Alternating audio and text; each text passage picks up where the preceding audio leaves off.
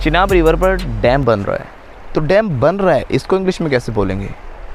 He is making dam, तो कैसे बोलेंगे कि भाई बन रहा है? मेक तो हो गया बनाना, राइट? लेकिन जब हम बनाना ना कहे बन रहा है यानी कोई काम हो रहा है, तो इसे इंग्लिश में कैसे बोलते हैं? तो इसके लिए हम स्ट्रक्चर यूज़ करते हैं it is being action third form, यानी इट इज़ बीइंग डन। यानी जैसे कि मैंने बोला कि भाई चेनाब रिवर पर डैम बन रहा है, तो बोलेंगे इट की जगह तो डैम आ गया, राइट? सो डैम बन रहा है, डैम इज़ बीइंग मेड। कैसे बोलते हैं? Dam is being made.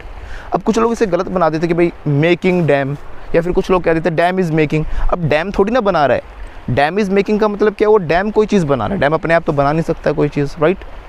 लोग बनाते हैं, तो लोग बना रहे तो हम सिंपल बोल देंगे people are making dam hair.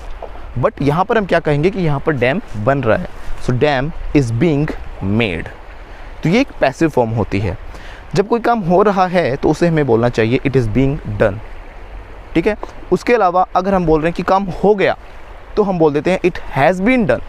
यानी कि अगर डैम बन रहा है तो डैम इज़ बीइंग मेड, और डैम बन गया तो बोलेंगे डैम हैज़ बीन मेड। तो यहाँ पर इट की जगह हमने डैम लगा दिया, क्योंकि इट एक नॉन लिविंग थिंग है और उसके लिए हम क्या लगाते हैं? इट लगाते हैं। लड़का लड़की होता तो ही या फिर शी लगाते, राइट? जैसे कि मैंने कहा कि भाई देखना आवाज़ आ रही है वहाँ से, क्या है बाहर जाकर देखना। आपने देखा बाहर जाकर आपने देखा कि भाई वहाँ पर क्या हो रहा है? रोड बन रहा है, ठीक है? तो आप क्या कहोगे? Road is making? नो, तो बोलोगे आप रोड इज़ बीइंग मेड, यानी कि इट इज़ बीइंग मेड, यानी ऐसा बन रहा है। उसके अलावा अगर रोड बन चुका है, हाँ भाई साहब आप वहाँ से जा सकते हो क्योंकि वो रास्ता बन गया है, तो रोड हैज़ बीन मेड। उसके अलावा आप कंस्ट्रक्टेड या फिर बिल्ट वगैरह वर्ड भी यूज़ कर सकते हो। तो जब भी कोई काम हो रहा है तो हमें पैसिव फॉर्म का यूज़ करना चाहिए। कौन कर रहा है वो इतना मैटर नहीं करता, लेकिन काम हो रहा है वो मैटर करता है। ऐसा हो रहा है, इट इज़ बीइंग डन, हो गया तो it has been done. Road बन रहा है, road is being made, road बन गया, रोड हैज़ बीन मेड।